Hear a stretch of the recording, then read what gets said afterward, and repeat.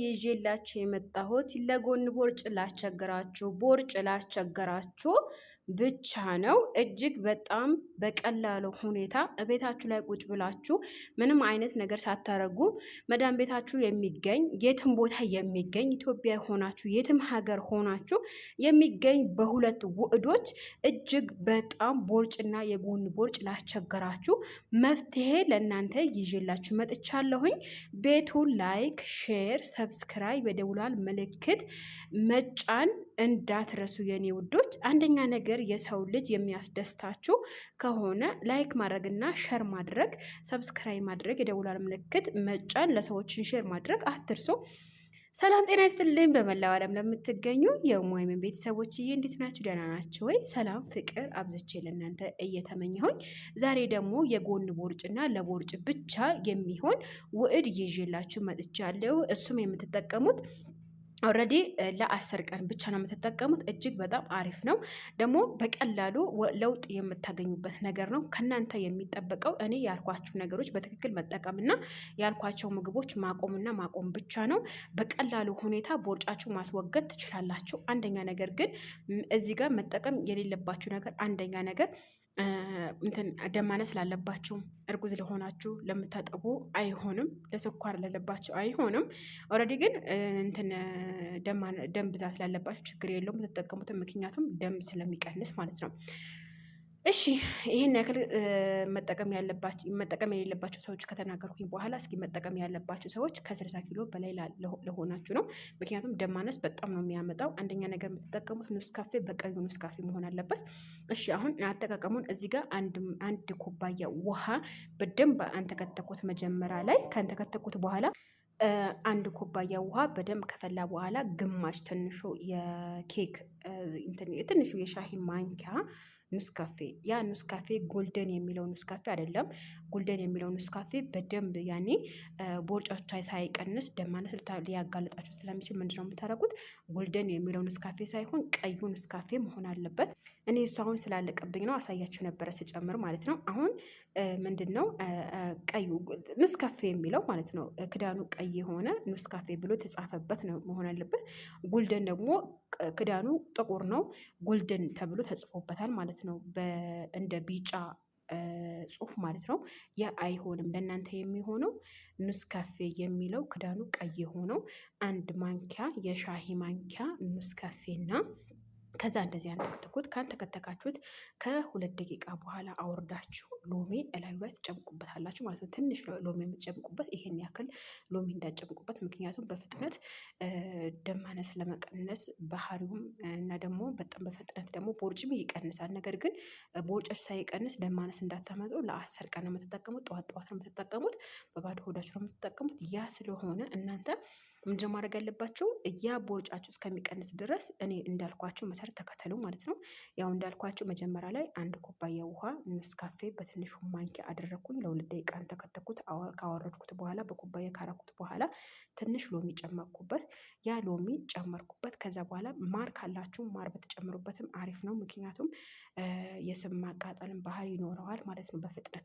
ያ ማረን ከሌላችሁ ችግር የለውም፣ ግን ሎሚው ግዴታ ነው። ሎሚ ግን እንዳታበዙ አደራችሁ። ከቡና ጋር ከሆነ ጨጓራችሁ ሊነካችሁ ይችላል፣ ደም ማነስ ሊያመጣባችሁ ይችላል። እልምሆም ሎሚ እንዳታበዙበት። የግማሹ ሩቡ በቂያችሁ ነው ማለት ነው። ከዛ በኋላ እንደዚህ አንተከተኩት። ካንተከተኩ 2 ደቂቃ በቂ ነው። መጀመሪያ ውሃው ስለሚፈላ ምንም ችግር የለውም ማለት ነው። ከዛ በኋላ እንደዚህ አንተከተኩት። ካንተከተካችሁ በኩባያ ላይ ለ2 ደቂቃ ከድናችሁ አስቀምጡት። ከ2 ደቂቃ በኋላ ምንድነው የምታደርጉት መሰላችሁ ውዶችዬ? እናንተ በባዶ ሆዳችሁ ጨጓራችሁ ወይም ደግሞ ልባችሁ እንዳያቃጥላችሁ ምንድነው የምታደርጉት? እኔ እንዳልኳችሁ ተከተሉ። እዚህ ጋር ዝም ብላችሁ ሆረር እንዳታደርጉት ማለት ነው። ቦርጭ ይቀንስልኛል ብላችሁ ማለት ነው። ምክንያቱም ለቦርጭ ያለባችሁ ሰዎች በጣም እየተሰቃዩ እንዳሉ ስላለ ነው ማለት ነው። ምክንያቱም ቦርጫቸው በጣም ኦቨር ያለባቸው ሰዎች አሉ። ኪሎአቸው እየተመጣጠነ ሆኖ ነገር ግን እንደ ቦርጭ በጣም የጎን ቦርጭና ቦርጭ ቀሚስ ስንለብስ ጎርድ ስንለብስ ሱሪ ምናምን ሲለበስ በጣም ነው ቦርጭ የሚወጣብን ማለት ነው። እዛ ስለሆነ ያለ ማጥፋት ምንድነው መከተል ያለብን? እኔ ያልኳችሁ መልክም ከዛ እንደዚህ ካንተከተኩት በኋላ ምንድነው የማደርገው? አወርደዋለሁ፣ እጠቀማለሁ። ነገር ግን በባዶ ሆዳችሁ እንዳይሆን እናንተ ምንድነው የምታደርጉት?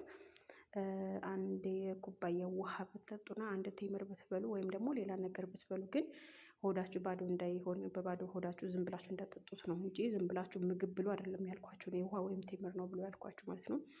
ከዛ በኋላ መቀነስ ያለባችሁ ነገር እዚህ ጋር በጣም በጣም በጣም በጠንቀቅ ያለባችሁ ነገር አለ። ከ10 ቀን በላይ መጠቀም አይቻልም። ቦርጫችሁ ቀነሰም አልቀነሰም ግን 100% ስለሚቀንስ ስለማይቀር ነው ማለት ነው።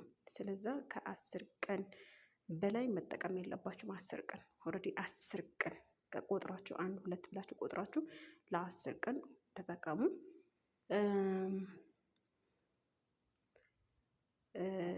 መጠቀም ያለባችሁ ምግብ ደግሞ ከጠጣችሁበት በ2 ሰዓት ልዩነት ወይም ደግሞ በ1 ሰዓት ልዩነት ወይም በ1 ሰዓት ተኩል ልዩነት ምግብ መመገብ ትችላላችሁ። ያ የምትመገቡት ምግብ ደግሞ ካሎሪ የበዛበት መሆን የለበትም። የምትመገቡት ምግብ ካሎሪ የበዛበት ነገር እንዳትመገቡ ብያችኋለሁኝ። ሌላ ዋናው ነገር ደግሞ የታሸገ ምግቦች ባካችሁ፣ የታሸገ ምግብ ከምትበሉ እንደውም ዘይት ያለበት ነገር ብትበሉ ይሻላችኋል እናንተ ማለት ነው። ምክንያቱም የታሸገ ምግቦች በጣም ካሎሪ የበዛበት ነገር ብዙ ነገር ሊያደርጉበት ይችላሉ ሰውነታችን። በነገራችን ላይ ሰውነታችን እኛ የታሸገ ምግቦች ነው ወይ የሚስማማው የቤት ምግብ ነው የሚስማማው? ሰውነታችን እንደ ሰውነታችን መሆን አለበት። አሁን ምሳሌ እኔ በነገራችን ላይ ሩዝ ስበላ እከሳለሁ፣ ግን ክብዝ ይሄ ሰንድዊሽ ወይም ደግሞ ክቡዝ ወይም ደግሞ ሳሞሊ ምናምን ስበላ ማለት ነው ወላሂ ነው የምላችሁ 3 ቀን 4 ቀን አይቆይም፣ ውፍረቴ በጣም ነው የሚጨምረው።